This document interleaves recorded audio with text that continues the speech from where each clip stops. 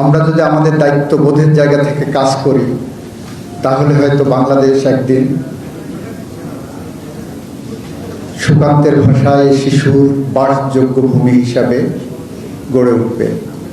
আগামী প্রজন্মের জন্য হয়তো আমরা একটি বাসযোগ্য ভূমি রেখে যেতে পারব।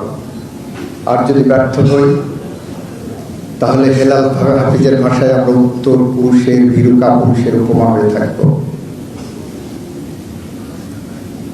আসেন আমরা দি ইনস্টিটিউট অফ হযরত মুহাম্মদ সাল্লাল্লাহু আলাইহি সাল্লামের মতো প্রত্যেকের জায়গা থেকে কোনো না কোনো জায়গা, আমার বিবেকের জায়গা থেকে, বিবেকবোধ থেকে দায়িত্ব পালন করি। সে দায়িত্ব পালন করতে যে অনেকের ভুল হবে, ভুল সংশোধন করে আমরা একটার পর একটা কাজ করি, এই দেশকে গড়ে তুলে যাই। জননী এবং জন্মভূমির থেকে আপন কিছু নাই।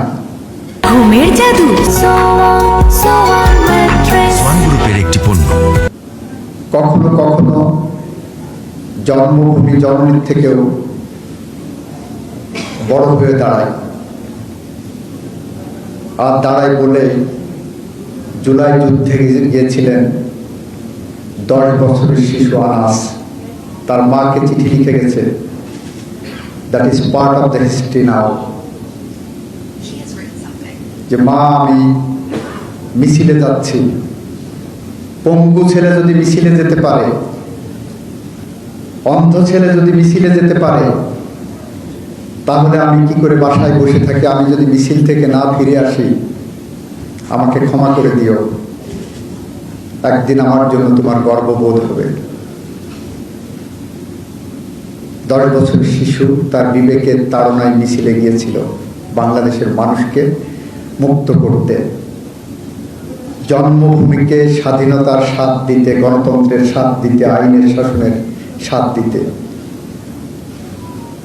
আমরা এমন একটি বাংলাদেশের পথ ধরে হাঁটতে চাই। আর চাই বলে আমরা বিশ্বাস রাখি, এই বাংলাদেশে ফ্যাসিজম যাতে আবার পুনর্বাসিত না হয়, আমরাও যাতে ফ্যাসিস্ট হয়ে উঠতে না পারি, সেরকম একটি রোডম্যাপ আসেন তৈরি করি। শুধু বিরোধিতার জন্য বিরোধিতা নয়। যারা অন্ধ হয়ে আছেন, ফ্যাসিস্টের খুন খারাপি দেখছেন না, তাদের বলবো চোখ খুলুন। আল্লাহ প্রদত্ত 2টি চোখ খুলুন। সেটা যদি না পারেন, তাহলে অন্তর্চক্ষু খুলুন, আপনারা দেখতে পাবেন। আসেন একসাথে হাঁটি, একসাথে চলি, দেশ গড়ার কাজে আমরা